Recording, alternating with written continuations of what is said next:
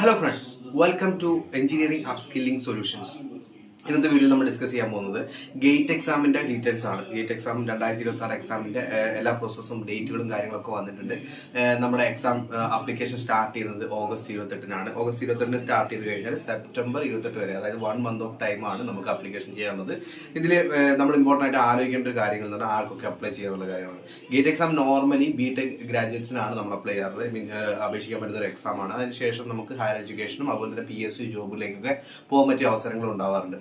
അപ്പം just BTech കഴിഞ്ഞവർക്ക് മാത്രമല്ല, third year ആയിട്ടുള്ള ആളുകൾക്കും അപ്ലൈ ചെയ്യാം. അതായത് ഫസ്റ്റ് ആൻഡ് സെക്കൻഡ് ഇയർ ഒഴികെ അതിനുശേഷമുള്ള തേർഡ് ഇയർ ആയി കഴിഞ്ഞാൽ ആളുകൾക്ക് അപ്ലൈ ചെയ്യാം. അതുപോലെ തന്നെ ഫൈനൽ ഇയർ മാസ്റ്റേഴ്സ് ചെയ്തുകൊണ്ടിരിക്കുന്ന സ്റ്റുഡൻസ് അപ്ലൈ ചെയ്യാം. അതുപോലെ തന്നെ holders of recognised professional certification AMIE സർട്ടിഫിക്കറ്റുകളൊക്കെ ആളുകൾക്കൊക്കെ അപ്ലൈ ചെയ്യാൻ പറ്റുന്ന ഒരു എക്സാമാണ് ഈ ഗേറ്റ് എക്സാം എന്ന് പറയുന്നത്.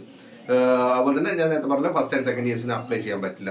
ഇനി വേറെ ഇമ്പോർട്ടൻ്റ് ആയിട്ട് നോക്കേണ്ട ഒരു ഡേറ്റുകൾ എന്ന് പറഞ്ഞാൽ നമുക്കിപ്പം ഗേറ്റ് ആപ്ലിക്കേഷൻ ഫീസും കാര്യങ്ങളൊക്കെ ഉണ്ടാവും. 1250 രൂപ ആ റേഞ്ചിലൊക്കെയാണ് ഉണ്ടാവാറുള്ളത്.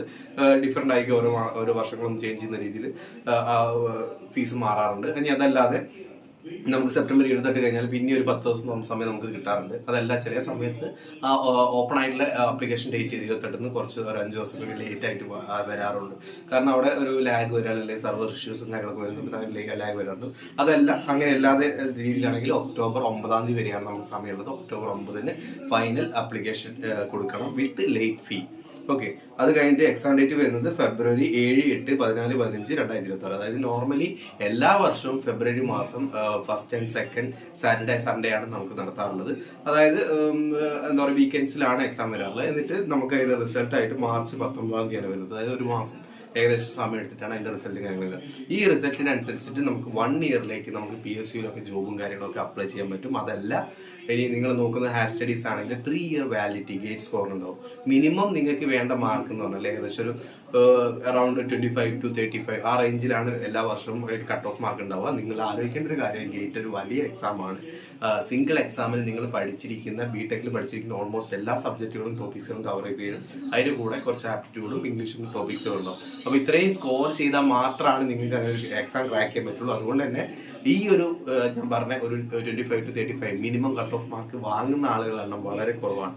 വെറും 17% ആളുകൾ മാത്രമാണ് ഈ ഗേറ്റ് എക്സാം ക്വാളിഫൈ ചെയ്യാറുള്ളത്. അതുകൊണ്ട് തന്നെ നിങ്ങൾ ക്വാളിഫൈ ചെയ്ത് കഴിഞ്ഞാൽ നിങ്ങൾ വെൽ സെറ്റിൽഡ് അല്ലെങ്കിൽ വെൽ സ്റ്റഡീഡ് ആയിട്ടുള്ള ഒരു സ്റ്റുഡൻ്റ് ആണെന്ന കാര്യം നമുക്ക് പ്രൂവ് ചെയ്യാൻ പറ്റും. അതുപോലെ തന്നെ നിങ്ങൾക്ക് സ്റ്റൈപ്പൻഡോട് കൂടി MTechന് ഏത് കോളേജിലും പഠിക്കാൻ പറ്റും. ഓക്കെ, ഇത് വളരെ ഇമ്പോർട്ടൻ്റ് ആയിട്ടുള്ള കാര്യമാണ്. ഗേറ്റ് എക്സാം പ്രിപ്പയർ ചെയ്യുന്ന എല്ലാവർക്കും ഷെയർ ചെയ്ത് കൊടുക്കുക. ബിടെക് സ്റ്റുഡൻസ് ആയിട്ട് എല്ലാവർക്കും അപ്ലൈ ചെയ്യാം. നിങ്ങൾക്ക് ഇതിന്റെ ബാക്കി ഡീറ്റെയിൽസും കാര്യങ്ങളൊക്കെ വേണമെന്നുണ്ടെങ്കിൽ കമന്റ് ചെയ്യുക. കാരണം ഓൾമോസ്റ്റ് ഒരുവിധം കാര്യങ്ങളൊക്കെ കഴിഞ്ഞ ഇയറിലെ എക്സാമിനെ കുറിച്ചൊക്കെ നമ്മൾ ഈ ചാനൽ പബ്ലിഷ് ചെയ്തിട്ടുണ്ട്. നമുക്ക് ഇനി പേപ്പർ സെലക്ഷനെ പറ്റിയും സെക്കൻഡ് പേപ്പർ സെലക്ഷനെ പറ്റിയും ഒക്കെ അറിയണമെന്നുണ്ടെങ്കിൽ അതൊക്കെ നമുക്ക് ഇവിടെ പറയാം. കാരണം നമുക്ക് ഓൾറെഡി ഒരു എക്സാം ഫീൽഡ് അല്ലാതെ ഇനി അടുത്തൊരു എക്സാം കൂടി നമുക്ക് എഴുതാൻ പറ്റും. മെക്കാനിക്കൽ കഴിഞ്ഞവർക്ക് ലൈഫ് സയൻസ് എഴുതാൻ പറ്റുന്ന പോലെ, XE പേപ്പർ എഴുതാൻ പറ്റുന്ന പോലെ മൾട്ടിപ്പിൾ ഓപ്ഷനറി നമുക്കുണ്ട്. അതൊക്കെ ഏതാന്നുള്ള കാര്യങ്ങളും അവിടെ എന്തൊക്കെയാണ് അഡീഷണൽ നിങ്ങൾ ചെയ്യേണ്ട കാര്യങ്ങളെന്നൊക്കെ നമുക്ക് പറയാൻ പറ്റും. Okay, all the best.